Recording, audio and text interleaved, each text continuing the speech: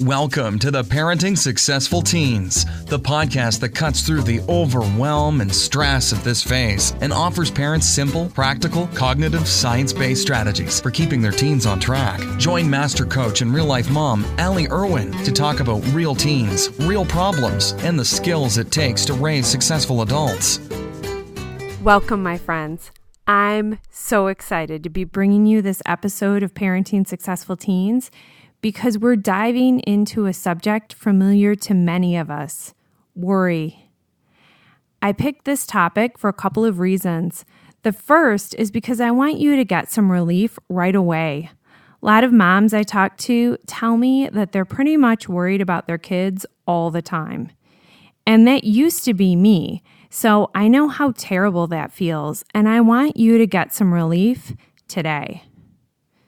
The second reason is that when we're worried, we're not the best version of ourselves. It's kind of like that Snickers commercial, you're not you when you're hungry. Well, you're also not you when you're worried. You're not the parent you want to be. The third reason is that reducing the level of anxiety that you feel will make all of the other skills we're going to talk about on this podcast easier to learn and more effective. So, how much do you think you worry? Probably quite a bit. And it makes sense. As parents, we feel like we have a lot of reasons to worry. There's a whole spectrum of concerns, from little things like sketchy personal hygiene to bigger things like grades that count now, SAT scores, paying for college, underage drinking, drugs. Maybe some of those worries sound familiar, and I bet you've got your own to share. A recent study showed that 6 in 10 parents worry more about their child as a teenager than they did when their child was a baby. Yikes. So back in the days when I was worrying all the time, I was in good company because all of my friends were worried too. We'd go to book club, and along with our bottle of wine, I'd bring my worry about volleyball tryouts. My friend would bring cheese dip and her worries about finding a good math tutor. We thought we were supporting each other, but now I can see that along with venting, we were freaking each other out. But if you'd asked me before I discovered this work why I worried so much, I would have defended my worry as necessary. I would have said things like, because that's what being a mom is, or because there's so many dangers in today's world. I would have said that worry was unavoidable. And I would have said that worry was useful, that by worrying, I was spotting dangers and protecting my family. But now I think differently. When I discovered the coaching work that I now practice, I began to understand how all that worry was actually hurting my family. And I began to understand what to do instead that actually kept my kids safer and on the right path. And only by quitting the habit of worry, or at least dramatically reducing it, was I able to relax and enjoy being a parent again. So let's talk about where worry comes from, because it's not where you think, or there wouldn't be much point to this podcast. To do this, we need to talk just a little bit about how your brain works. If you aren't a fellow science nerd or you feel like you've heard this all before, just stay with me. I promise to keep it short and show you why it's important. Now, there are several explanations of the human brain, but the one that I'm going to use for the purposes of explaining worry is that our human brains have essentially 3 layers. And all 3 layers are trying to help us. It's their job to help us. And when we understand what that job is, we can understand and work with our brain instead of fighting it. The first layer is the oldest. It evolved in a time when we were worried about getting eaten by lions. This is the level of our brain that's focused on survival. This is where the fight or flight response is in charge.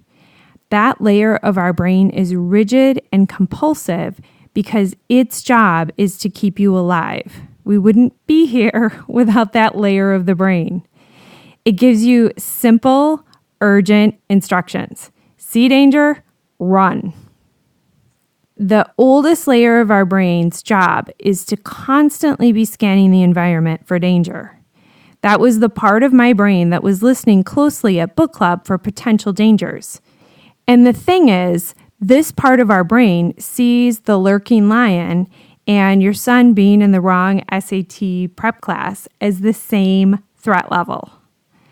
Because this layer of the brain only has one job: see threat, respond.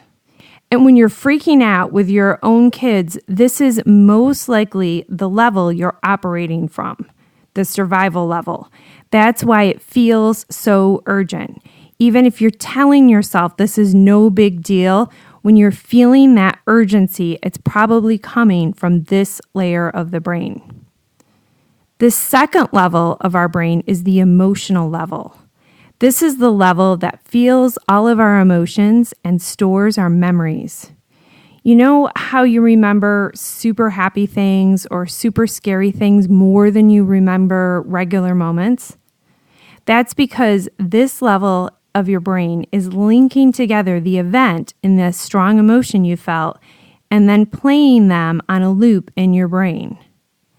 This is the part of our brain that is awake and Googling at 4 a.m. after book club. It takes all of the stories you heard and your thoughts about those stories and ties it to the emotion of fear and then plays those stories on repeat in your brain. Okay, that's why you can't sleep. And playing them on repeat then triggers that first level, that fight or flight, that survival level. Okay, so that's how those two levels interact. And together, some scientists call that the low road, okay, because it's the oldest region of our brain. That's when the emotional part of our brain and the survival part of our brain link together. The third level of the brain is the newest, and it's responsible for higher level, flexible, creative, long-term thinking. This is the part of the brain that plans spring break while there's still hotel rooms available and remembers to schedule sports physicals. But it's also the part of the brain that we accidentally use against ourselves and create worry. And let me show you how with a quick example. So you maybe have a dream of your son going to a certain school. His grades are good, and you think he may even have a chance for some scholarship money. So you're in the car picking your son up from school. He hops in, and you ask him how his math test went. And he tells you he got a C. The thinking part of your brain starts to use its creative power to imagine his future and plan ahead for what that C means. You start thinking, he's probably going to get a bad grade in pre-calc, which means he won't get into AP Calc, which means he won't have what he needs to get amazing SAT scores or into a good college or a good job. And before you've even left the parking lot, you've gone from 1 C on a test to your son living in your basement forever. So those thoughts then trigger the emotional level of your brain to start pumping stress hormones, okay? You're starting to feel fearful of what that C might mean. And those stress hormones like cortisol and adrenaline are pumping through your veins, causing you to feel panicky about his future. And bam, the survival part of your brain senses a threat and puts you in fight or flight mode. And this all happens in an instant before you're even out of the school parking circle. And it all starts with the thoughts you're having about the C. How do I know that it's your thoughts about the C that are causing you to freak out? Because someone else could have a completely different reaction to that same grade. My daughter tutored a student last year that was failing all of his classes when they started working together. And when he started getting C's on his tests, his mom was excited. Her prefrontal cortex was imagining a very different story. She was imagining that her son wouldn't have to go to summer school this year and could maybe get a job and pay for his own pizza. She wasn't freaking out. She was feeling happy. So it wasn't the grade that was causing our emotion. The grade wasn't causing our freak out any more than the grade was causing the other mom's happiness. The grade is just a grade. It's our thoughts about the grade that were creating both the physical and emotional feelings of stress.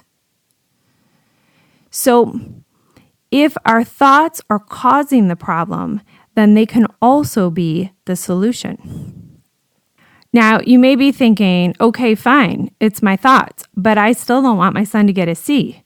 I mean, this kid is smart, and I want him to go to a good school. Good schools want A's, and so do I. I hear you. I know you want him to get A's, but stay with me for a second. How effective was the conversation you had when you were upset about his grades? Did that conversation work? Did it motivate him to go home and pull out his books and start applying himself? Or did he just stew in silence all the way home while he texted his friends about what an unreasonable bitch you were being? Not speaking from experience or anything. So what you want to do is you want to shift your perspective, not because you don't care about his future, but because you do. And because being less freaked out gives you the best shot at helping him do better in school. Because when we use our brains to think thoughts that help us stay calm and connected and loving, we act more calm, connected, and loving. And when you're feeling that way, you talk to your kids completely differently. And you talk to them in ways that make it easier for you to listen and hear the whole story. You know, maybe he's upset. Maybe he's more upset than you are, and he just needs you to listen so he can get it out. Maybe he knows exactly what to do next, and you don't even need to get involved. And giving him that freedom to solve his own problem will build his personal responsibility. Or maybe he needs help coming up with the next step, and you can brainstorm together. But that won't happen if he's afraid to tell you because he knows you're going to freak out. Or if he tells you and you freak out and he quits listening. Okay, that freak out is creating a giant roadblock. Doesn't help your son, and like I said, it may even motivate him to hide his grades. So in order to prevent the freak out and shift our thinking, I have a 3-step process. Step 1, notice when you're freaking out. Okay, we can't shift reactions if we don't notice them in the moment. So we have to begin to notice what freaking out feels like in our own body. That is the fastest indicator to notice that our thoughts are starting to run away is when we feel the physical symptoms of stress. So you want to take a second and notice what the physical experience of worry feels like in your own body. So take a minute right now and remember a time that you were worried. Maybe even today you were running late for something important. Okay, put yourself back in that time and try to remember what that felt like. Was your heart racing? Did you feel hot? Did you have tightness in your shoulders? Describe those sensations like you're talking to your doctor. Describing the physical sensations actually has 2 benefits. One, it's kind of an early warning system. If you train yourself to notice them before you say something, you can kind of head that off at the pass. The second thing is noticing and describing your physical sensations as a way of distracting your mind and then breaking the freak out thought loop. Okay? So while you're freaking out, I described that situation where you start thinking about what this grade means for his pre-calc grade and the next grade and missing the class and not doing well on the SAT. If you start describing your physical symptoms, then your brain does that instead of getting on that runaway thought train. Gives your brain something to focus on rather than just thinking the worrying thought over and over. And When people talk about feeling their feelings, this is actually what they're talking about doing. They're talking about feeling the physical sensations of their feelings. Most worriers think that feeling their feelings is thinking about their feelings. And that just makes them worry more because that limbic system just keeps cementing in that thought with the emotion and then playing it on a loop. So you want to interrupt that process and feel your feelings. So the next time you're freaking out, this is step 1. Describe your physical sensations. And it helps to take some deep breaths while you're doing this. When we are upset, we typically breathe more shallowly. So taking some deep breaths during this step will calm our physical bodies down. It's a cue to our bodies that we want to feel more relaxed. Okay? So you keep doing this until your body feels calmer. Your breaths get deeper, your shoulders begin to relax, your heart stops racing. When you experience that, then you can move to step 2. Step 2 is to ask yourself what you're thinking that's worrying you. This step is pretty easy because those thoughts are probably playing on a loop. But you have to get underneath the thought, I'm worrying he has a C. There's a thought underneath it, a deeper thought. And that thought is about what you're making the C mean. So you want to ask yourself a question like, why is this a problem? That will help you excavate the thought. I'm worried that if he doesn't get better grades, he won't get into a good school. I'm worried that he'll never be successful. And when you have that thought, when you're clear on what it is that's triggering the freak out, you can move to step 3. Step 3 is to move towards better feeling thoughts. We're looking for thoughts that literally make us feel better, make us feel less worried, less freaked out. And there's 2 criteria for getting this step to work. And this is the part that most of the think positive stuff where it goes awry.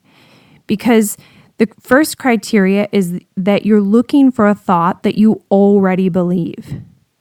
So if you're thinking that your son plays way too many video games and is not spending enough time doing his pre-calc homework, and then he gets a C, you're not going to believe a thought like, my son is a great student.